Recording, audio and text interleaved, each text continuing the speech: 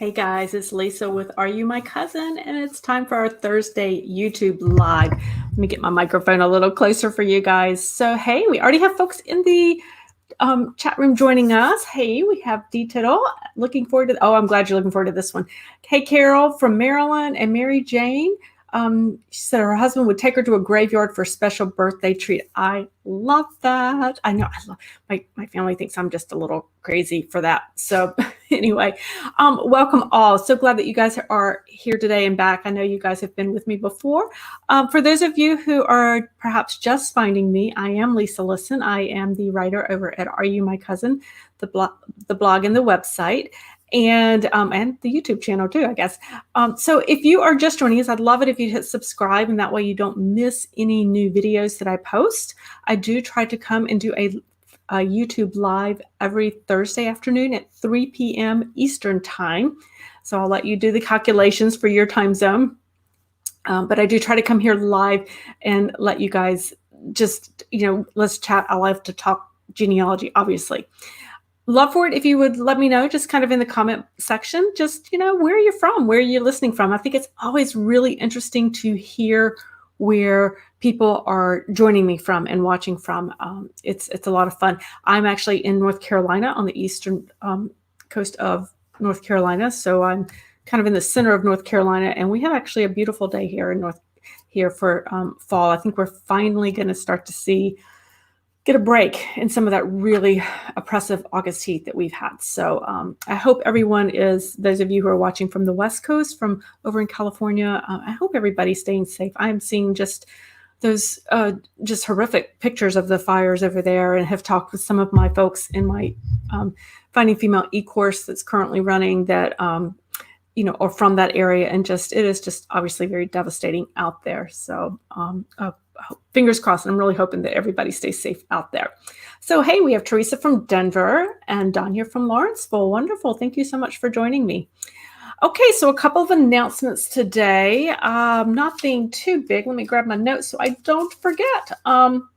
So I have the Finding Your Female Ancestor e-course will be opening up for doors for enrollment on September 28th. So that's when you'll get the very first email about that it is opening. I have been sending out just little announcements in the emails just to remind you that it is up and coming, and I'll send you a little bit more next week's on Monday's email as well. So if you think that's something you might be interested in, what it is, it's going to be basically a 3-month class where we focus on strategies and ways to find our female ancestors, to make sure that, one, hopefully we can find them. I did have a student in my first go-round who broke through a 30-year brick wall going through this course. But at least to know, even when we can't find, because as we know, unfortunately, not every family history mystery is solvable, but to know that we can actually have done a very exhaustive search, and to give you strategies for really getting into record sets you may never have thought about doing before, and trying to build your skills that way. So that is coming up. It will be 3 months. It'll be one masterclass every other week. It'll be weekly live Q&As. You can we'll have hot seat times when people can, I'm happy to look at somebody's research, and we will give ideas and brainstorm things so that we can get not only my eyes, but the group's eyes on the research, as well as the Facebook group. So it's coming up. I'm super excited about it. This is one of those crazy ideas that I had when I was out running last spring. And I was like, I think this will work. And I just came back and did it. So you never know what's going through my head when I'm out there running. So anyway, we got that going. And also coming up, so we are obviously in September. And believe it or not, guys, don't shoot the messenger here, but a lot of holiday, dare I say it, sales and things are going to start occurring with that. We've got the back to school stuff going on. We've got the fall season. We've got Thanksgiving, Christmas, all that coming up. So why I'm sharing it with you is that I start to see a lot of deals, like for DNA kits, for membership sites, for products, books. We love books, all of that going on sale. And so if you are interested in that, I will put in the description when we get done, sign up for my Genealogy Bargains email list. And that's where I can, if you're interested, if you're looking for something, I send out the really good bargains that I see. I send them out to those who are interested. I don't want to clutter up my regular weekly email with that. That's not something that I think, I'll pop something in every now and then, but it's not, I don't want that to be the focus of my Monday email for you guys. So if you're interested, I'll get you a link for that and have you guys sign up for that. So, and then I would just send out once a week kind of what's new and what I'm seeing out there that might be of interest to you. So let's see. Hey, Jean from Lake City, Florida. And Teresa says, you got your break the last 2 days, 60-degree difference in weather from one day to another. Good gracious. Oh yeah, out in Denver, they get, I always think we get some really big weather swings, but boy, you guys do out there temperature-wise. Bargains. Oh yes, D likes that. So I'm like, absolutely. I'm a bargain shopper, definitely. Okay, so that's what I have for you today. And next week, one thing I think about for next week, when you come next week for next week's YouTube Live, is I'm going to be talking about books. I'm actually going to take 2 weeks. I have gotten some new books over the last spring and summer, and that I have been reviewing, and I want to share them with you. And so I will be doing that over the next 2 weeks after today. And then I would love it if you guys have a favorite book, be thinking about it and be ready to drop that in the comments next week, because I'd love to be able to share and see. I'm always looking for new books. And I know that, we're genealogists. We love books, right? So, hey, Lee, you're a first time here from Northeast Pennsylvania. Well, thank you so much for joining us. I'm so glad that you are here. So as we go through today, this one's a little bit different than normal. I'm actually going to be, Donna's from Apex. That's actually, guys, that's like the other side of the county from where I live. Welcome, Donna. So this one's a little bit different. I'm going to be talking tombstones, guys. I love tombstones, and I've been spending a lot of time in cemeteries recently for research purposes. So I should clarify that, I suppose. And, I'm really fascinated by tombstones because I did it all wrong when I first started out, to be honest. As a new genealogy, when those first times out to the cemetery, I did it pretty much all wrong. And I'm going to show you some examples of that. So what I'm going to do is be sharing my screen, and I am going to show you some photographs, and I'm going to show you what I'm looking at when I go to those tombstones. Now, I have a lot of posts where I talk about how to evaluate the cemetery itself, how to, kind of look at it, the grave site itself. But I'm really kind of looking more today at the tombstone itself, because I think there's a lot there that I know that I've missed in the past. And so I wanted to share that with you. So let me go ahead and share my screen. Some of you guys, if you're new, you'll know that when I share my screen, I can't necessarily see the comments. So I'll pop back and forth. In fact, no, I usually have my phone with me and I can follow the comments, but I apparently have left that somewhere in the house. So, all right, let me just share my screen and we'll get on with it here. So, did it go?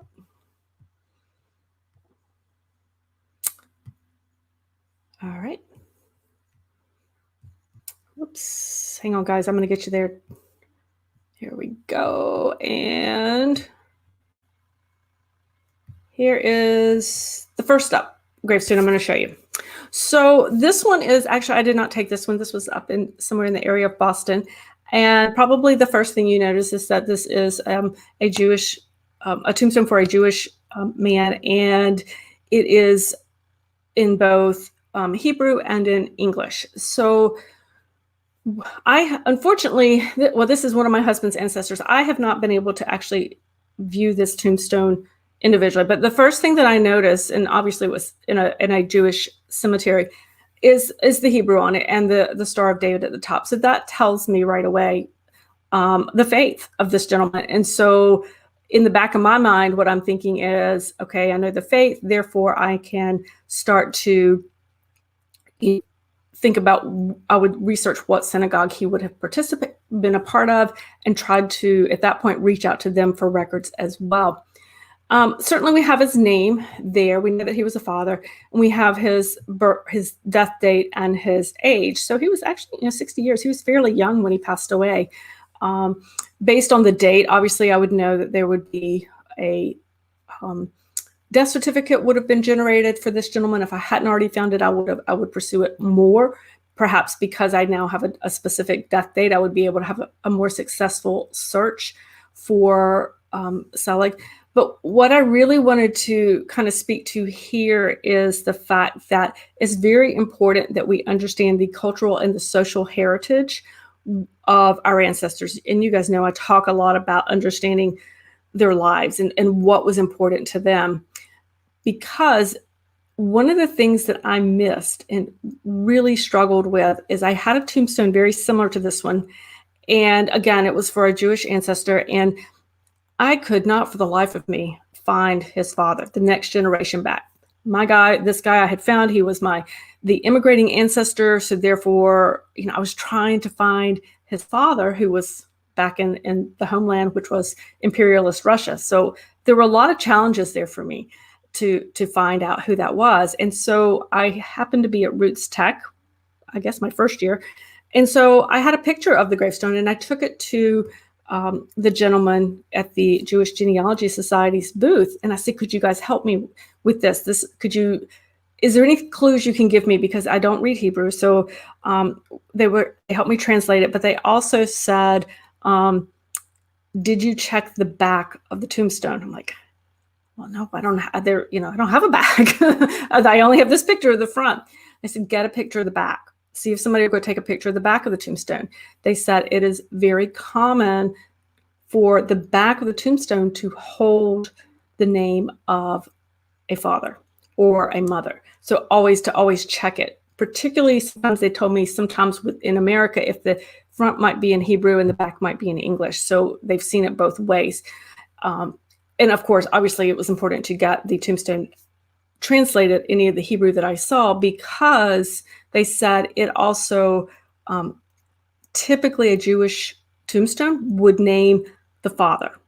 So it would name the father and or mother one generation back. That was very common to have that. So when I brought that photo home that I had it translated by a friend, and sure enough, we got a picture of the back. Sure enough, it did name who his father was. It named who the mother was as well. And so, it named who the father was, and then it named the father of his wife as well. So it really spoke to me about the importance of really understanding that faith was important to my ancestor, and how that faith, what their customs were around death and burial and tombstones, that was such an important thing. So don't just stop at, okay, I got the dates. Okay, there's some writing on there. I don't really know what that says. So, but you know what? I got his name and I got his date, so I'm good to go. It's not. We have to know, just like when you analyze a document, I would tell you to analyze a deed. I would tell you to make sure you understand every word that's written and identify every person who's named. So making sure you can see and read every word. Exactly the same thing on a tombstone. You want to make sure you can see that. So let me pop back over. I just want to check for any comments real quick, because again, I can't see you guys. So, and I want to make sure that came through okay with you. Uh-oh, you're not seeing it either. Oh, shoot. Okay. Not seeing it. Okay. So, okay, we got, let me see what I can do with that. Okay. Hang on one second. I think I can make this a little bit better for you guys. If I share this, let's go with, hang on one second. Let me try it different. Okay, so this should be the tombstone that I was looking at. Let me know if you guys can see that. I wish I had my phone up here. That I was talking about. So this one was where I talked about he has the Hebrew up here. So I needed to find out what that was. Again, with the Star of David indicating obviously that it was a Jewish gentleman, and that I have his name and his date. So let me pop back over and make sure that solved our problem there, guys. Okay, did that work? Okay, great. Thank you. I'm so sorry, guys. That was user error. That was my error. I hit the wrong thing on my share button. So I do apologize for that. So Dee said, yeah, there is a lot of information there to find. And the point being to make sure that you can see, you are not just kind of getting the information, getting the photograph, and leaving, that you are standing there and taking in what is it about that tombstone? What is it telling you on that? So, all right. So we have Josephina, who is from Panama. Yay. Oh, I'm so excited you're here. You are planning to visit the Corzal Veteran Cemetery. Any advice? I'm not that familiar with that particular cemetery, but everything we say today, Josefina, will be definitely be helpful for that. And we'll talk about some general cemetery tips, sure, at the end, definitely. Okay, so I have more, guys, don't worry. So let me get on, and I will do it the right way this time, I promise. So, all right, so let me go back to that. And now I got it going here. Okay, so this is one. Now, this one I did take the picture of. Now, this was from the very first time that I went and did cemetery research. This is at a church down in Lee County, North Carolina. So it's in a rural area. And I happen to know at the time, this is again very early research, a fellow researcher told me that this gentleman, C.S. Howard, was buried in this church cemetery. And so I was like, yay, because he's my third great grandfather. So of course I was very excited. So I made a trip down there. I had my mom with me. I had my grandfather's sister, my aunt with me. And so we go down there and we're searching the cemetery. I can't find this guy anywhere. And I go, but I know he's here. Somebody told me. So I finally found this really tall, old looking one. And I go round and round it. And sure enough, it is the Reverend C.S. Howard, also known as Caswell Suggs Howard or Harwood. And so I have a birth date and a death date. As you can tell, he died in 1871. So I'm absolutely thrilled. Take my photograph. As you can tell, what was my big mistake? I didn't get the whole stone, guys. It was very tall, and I'm not known for my camera skills. So, I didn't get the whole stone. When you take your photograph of your stone, get the whole stone. So maybe get the whole one, and then if you need to come in close, do that. So that was kind of like, oh, rats. So I was excited, and that I had, it's kind of my first big find in a cemetery. And I kept thinking, I kept looking around. Where's his wife? Where's his wife, Mary? Where is she? She's supposed to be here. Well, I don't know. Can you guys see on this photograph? And you see the weeds right there behind it? Okay. Here is a very important tip when it comes to researching your tombstones. Walk all the way around the tombstone. Okay, so make sure, again, it's that thing of checking the back, because here's what happened when I checked my back, because I'm going to have to come out and go back in to share on it to get the right. Hang on one second, I've got to go back in to grab the other screen that I have open. And where is she? Oh, there she is. This was on the back of Caswell's tombstone. So it's Mary Howard, gives us her birth date and her death date. And she died, quite a number of years after he did. But as you notice, so this is across the face of this tombstone. The reason I couldn't find her is because that big old bush was there. It was this big old, I don't know, it was a weed, but it was a big old bushy thing. And so we actually kind of clipped it down. It truly was a weed. We weren't destroying anything. It's a very common type that we see here in North Carolina. So we actually had to pull that apart, and I had to have my mom was holding the weeds back so I could take a photograph, because we almost completely missed her.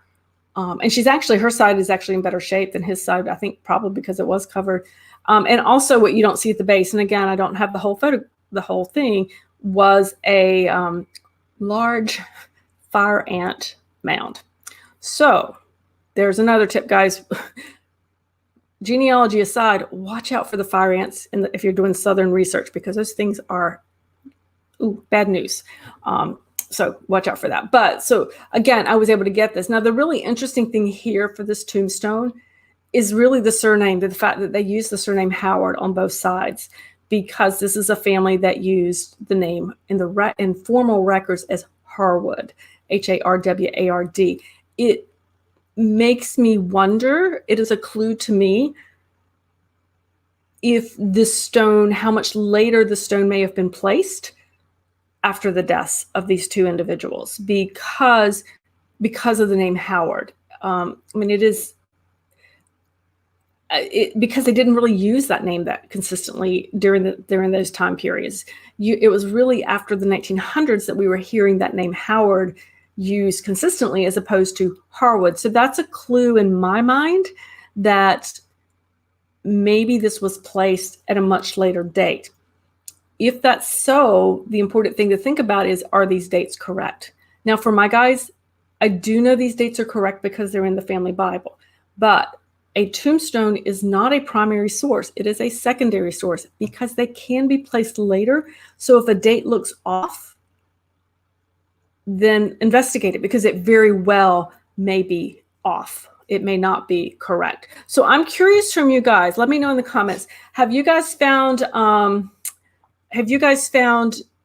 tombstones with like incorrect information on them, such as either the dates are wrong, the name is spelled wrong, or anything like that? Have you guys found any of that? Oh, Mary Jane, yeah, snakes. Yeah, watch for. There are places I don't go. I don't do a lot of cemetery research, family cemetery, small ones in the summer around here. I like to do those in the dead of winter because of snakes and fire ants. He said, yeah, fire ants. Oh yeah, they were covering an entire cemetery she was at in South Carolina. Oh yeah, South Carolina has pretty bad fire ants too. But so yeah, so let me know. Did you guys have any? Have you found some incorrect information? Because I certainly have, and part of that comes because it may have been placed later by somebody who may not have been quite as familiar with the dates. Maybe they wanted. Tombstones were expensive, and so they weren't always placed, within a year. They could have been placed much later when the family saved up money, or somebody who had enough money in the family was able to purchase a stone for the grandparents or whoever in the family. And so that's part of why you see that. The other thing is when you find those mistakes in those tombstones is that it was expensive to correct. So if you're one number off, it could be very expensive to correct. So they didn't always do that kind of thing. Sherry said, oh, watch out for poison ivy. Oh yeah, poison ivy. In the cemetery research, fun, guys. I don't want to scare anybody off of it. It's really great fun. But poison ivy, yeah, you got to be careful of that. So Dee says she found her third great-grandparents were reburied with a reburial date. Interesting. They're reburied at a churchyard instead of the original family site. That's interesting. Yeah. Lee says she's found name eras where the name was Ella, and the tombstone said Ellen. Yeah. Aunt says that's because she liked Ellen better. And see, that's a really interesting thing. You have that oral history to support that, yes, her name was Ella, but because she liked Ellen, that's what was on the tombstone. And that's an important documentation and note to make on your notes when you're taking that kind of thing. So I that's a great story. Definitely. So the other thing, when I was looking at the Caswell and the Mary's tombstone, as I was standing there, and what I couldn't quite reconcile in my mind originally was the fact that it was one of just a few older tombstones from the 1800s where the individuals had died in the 1800s, but the rest in that churchyard seemed to be what I would consider modern, 1920s forward or early 1900s forward. So they were fairly modern. And so I was surprised that there was this kind of one area, and I was like, so it was older, but they were spaced further apart, and there's like a gap between different things. And so I was like, what's kind of going on here? So this was part of what I missed the first go around in noticing and looking at the tombstone is, do those tombstones match the other tombstones? And I don't mean match like, uniform, but do they look to be the same age? Is there a big discrepancy in like the age of the tombstones? Because the reason his tombstone was older, and there were a few other older ones in the cemetery too, not too many. The reason they were there, as it turns out, is I was standing on the original family cemetery plot. The family that owned that land and who had that family cemetery donated the land for the church to be built there. And then the church cemetery kind of came up and around the family cemetery. So what I did not know, and I had to do the research for land records to figure it out, is that the reason when I was standing in among those older tombstones, I was standing among literally in the old family cemetery, the old family home place. And what I also didn't recognize is because there was kind of this large patch within that was not, there wasn't anything there. But I suspect now, in hindsight, that there were probably some unmarked graves there as well. And that's why they didn't bring the church cemetery graves up that far. So there was a lot that tombstone told me about not only the grave, but their grave and their timing, but also what was happening around that cemetery.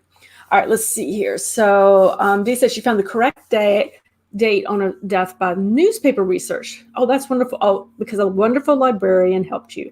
Librarians are my best friends. Lisa, the stone for Patriot as a memorial, but not said, only a memorial. He was buried elsewhere. I've seen that too. Yes. I've even seen that with older. I have believe it or not, my 5th great grandmother has a tombstone. The thing is, she isn't buried in the county where the tombstone is. It was her son had migrated down there, and so they just did a memorial one for her there. And Sherry said she had an issue where nobody had visited a family plot or cemetery, had buried someone else in one of their plots. Oh my gracious, that would be different. So somebody had so the plot in the cemetery was not necessarily kept up, I guess is what you're saying, but had buried someone else in one of the plots. Oh my gosh, that's crazy. It happens. Because sometimes with family cemeteries, the smaller ones, you don't necessarily know who's keeping them up anymore. Sometimes it falls to the town, sometimes it falls to family, and family isn't able to keep it up. Okay, guys, I have one more to show you here. So let me share my screen one more time. Now that I've gotten it correct, let's see here. What is this one? Now, this one I did take. This was actually out. I took it up in, I think it's St. John's, or maybe in Halifax, Canada, up in Nova Scotia. And so one of the things you did, so you can see, this is obviously a very old tombstone, and I took it. I did get the full picture. Now, guys, I did look at the back, and there was nothing on the back, just so you know. But this is in memory of an Alex Cruikshank.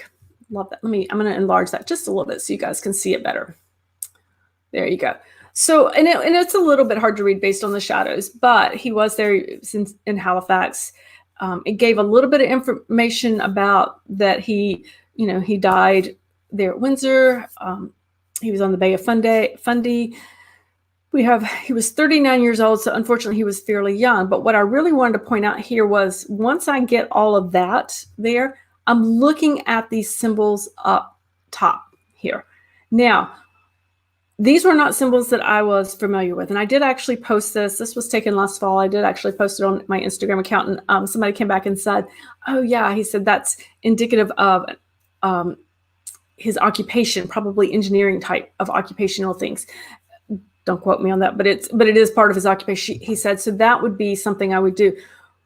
If this were my ancestor and I were pursuing it further, what I would do would get a nice cropped photo of that top, and then I would do a Google image search to find out, to see if I could match up those symbols with something else to tell me a little bit more about him. Because when they had the symbols, and modern examples might be, you might find Woodmen of the World type symbols that are out there. There are all kinds of organizational symbols you find on a tombstone. Make note of those and get a good picture of it, so you either can read what group it is, or have a good enough picture that you can actually research it. Because those guys had roles. Those guys were organizations. Sometimes they did civic things, and they would be in the newspapers. Those kinds of things, which would lead you to more records for somebody. The other thing, I think let me zoom back out just a little bit here, is looking at any details that are up here and any symbols that are up here that might tell you. A lot of times what these are telling me personally might be, if it's an organization, but typically the ones that I see have to do more with like guardian angels or everlasting life, things like that. But sometimes, again, you can find clues to someone's religious or their faith, and on that tombstone up at the very top like that. If something was on a tombstone if they talk about what kind of work they did, if they have symbols of organizations that they were part of, or whether it's faith, whether it's occupational type, or brotherhood type of symbols, those are important to your research, because if they're showing up on that tombstone, they were very important to your ancestor. They were an important part of their life. And if it was important to your ancestor, by default, it is important to you as a researcher, and you need to be able to find out what types of records could be generated by that. So that's what I do when I go in and I'm looking at the cemetery. I'm going to come back over to you guys here. So when I get to a cemetery, I'm looking at that tombstone, but I wanted to address what Josephina was saying. She wanted some tips about going to the cemetery. She's going to a veteran cemetery. And I don't know how this works in Panama, but oftentimes here in the U.S., the tombstones, federal tombstones, can have different shapes for different wars or different sides of the war. So like a Confederate tombstone that you might see here in the South would have more of a pointy top, whereas the Union soldiers had a rounded top on their tombstones. Up in Arlington National Cemetery, you'll find, I forget how many different symbols, crosses there can be, and they're indicative of different Christian faiths and different denominations, or Catholic, or however that goes. So there's a lot there that could be learned from that. So those are an important thing to do. But when I get to a cemetery, the first thing I do is I try to stop at the entrance. If there's a clear entrance, sometimes there's not, but I try to stop at that entrance and to see if there is a, excuse me, hang on one second. Gotta love life streams. I stop at the entrance because I want to look around and see if there are any dates that are listed there. Is there any, sometimes these older historic cemeteries actually have information or maps to their cemetery. So I want to stop. I want to read the history of it. I want to know why it's there, what's going on. Then I want to go, once I get to my ancestor's grave, I want to assess that stone as I've showed you. And then I also want to stand back before I leave that tombstone. And I want to know who is on either side. I want to know, excuse me, who is on either side of that ancestor. Who is behind, who is in front of them, who's in that plot. And so I want to get that feeling to see, because those are all, people weren't buried necessarily willy-nilly. They were placed there for a reason, and they have some kind of association. And as a researcher, it's my job to find that out. Excuse me. All right, let's see here. Anybody else have anything? Odysseus likes the symbolism at the top of that one. Yeah, it really was amazing. There was a lot in that cemetery with some of the symbols I didn't recognize. It was in Canada, so I wasn't as sure. Hang on one second. All right. I am so dry, guys. I've been talking all day online. So I'm going to wrap this up a bit. If you any of the links that I've mentioned, I'll pop some in the comments below. I mean, in the description below. And I will see you next week. Thanks so much, guys, for stopping by. I really appreciate it. Thanks for hanging with me. Sorry for that little blip at the beginning, but I hope this gives you some ideas on when you are doing your cemetery research, spending time in that record, or spending time in that with that tombstone, and making sure you're getting all the possible clues you can get. D, it might be a Canadian Masonic symbol. I'm not 100% sure, but I think you might be. Mary Jane says she found uncles when she turned around. Exactly. So if you turn around, you might find uncles. You might find extra wives. I've had that happen before. You might find the children. You can find children you didn't know about. Maybe they died in infancy, and so that can help you make connections that way. I actually, on that same trip where I took that photograph, I was in Portland, Maine, I think. I was actually on a cruise, guys, and it stopped in Portland, Maine, and so I went and did research. But anyway, it was a lot of fun. So my husband and I were on this hill, and I found the tombstone of a child, and I was able to make the connection to the parents, and it named both the parents. And I've been trying to connect the parents to their other child. And so it all kind of came together on a very windy hill at this very old cemetery, and it's because in standing at the grave, I looked around and found the child's grave at the like kind of catty corner to them. So it's important to see what's there. Josephine says, cemetery was created during the construction of the Panama Canal for those who died during its construction and was administered by the military. Perfect. And so Josephine, one of the things that would be really good for is they probably have, I would expect, very good records. So if you find your ancestor there, I would find out, see if you can get into the burial records or see if you can get copies of the actual records for the burial, because sometimes you can get extra clues there. You can get things like who paid for the tombstone, although in this case, it's probably the government. But you might get next of kin. You can get addresses sometimes with that if there are other family members in that area too. So check with that and see. That would be a really good way to go on that. You might want to, before you go, research that cemetery a little bit as far as hours and call ahead and tell them what you're looking for, because they may be able to be more receptive to helping you or pulling some information for you. Or if you need to if you have to show anything to prove what you're doing, they may request that too. So yeah, I would absolutely call ahead of time, but that's fantastic. Deb says the Virginia website has the burials, or the VA website has the burial symbols for which religions are associated with each symbol. That's the one. I knew there was a website out there for that. She's talking about for the Arlington Cemetery and those symbols. So absolutely perfect. All right, guys. Thank you so much for sticking with me this afternoon. I hope you enjoy heading out and doing some cemetery research. It really is one of my favorite types to do, because after all, we sit at the computer a lot. And so it's really nice to be able to get out and be able to, stand where our ancestors stood and really get the clues, because there are clues there in that cemetery. All right, guys, have a fantastic day. I will see you next week. Bye, guys.